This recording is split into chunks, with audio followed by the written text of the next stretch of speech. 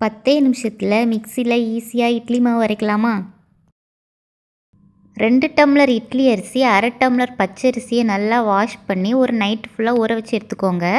இன்னொரு பாத்திரத்தில் 1/2 டம்ளர் உளுந்து, 1 ஸ்பூன் வெந்தயம், இதையும் நல்லா வாஷ் பண்ணி ஒரு நைட் ஃபுல்லாக ஊற வச்சு எடுத்துக்கோங்க.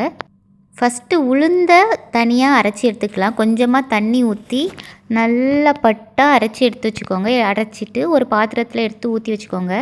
அது அரைச்சதுக்கப்புறமா அதே மிக்சியில் ஊற வச்சுருக்க அரிசியை போட்டு கொஞ்சமாக தண்ணி ஊற்றி சிக்காமல் தண்ணி ஊற்றி ஊற்றி நல்லா பட்டாக அரைச்சி எடுத்துக்கணும்.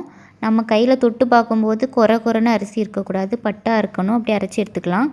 இப்போது இந்த மாவையும் அந்த உளுந்து மாவு கூட சேர்த்து நல்லா கரண்டியை வச்சு நல்லா கலக்கி விடணும். எவ்வளோ நல்லா கலக்க முடியுதோ அவ்வளோ நல்லா கலக்கி இதை ஒரு ஓவர் நைட் அப்படியே புளிக்க வைக்கணும். 12 மணி நேரம் கணக்கு வச்சுக்கோங்க. அரிசி ஊறதுக்கு 12 மணி நேரம், மாவு புளிக்கிறதுக்கு 12 மணி நேரம். இப்போது நல்லா புளிச்ச ஸ்மெல் வரும். இதில் நீங்கள் இட்லி சுடணுன்னா கொஞ்சமாக உப்பு போட்டு அப்படியே கலக்கி இட்லி பாத்திரத்தில் ஊற்றி சுடலாம். தோசை சுடணுன்னா கொஞ்சம் தண்ணி கலந்து மிக்ஸ் பண்ணி உப்பு போட்டு தோசையும் சுடலாம். இட்லி மாவு கொஞ்சம் கெட்டியாக இருக்கணும், தோசை மாவு கொஞ்சம் தண்ணி போல் இருக்கணும்.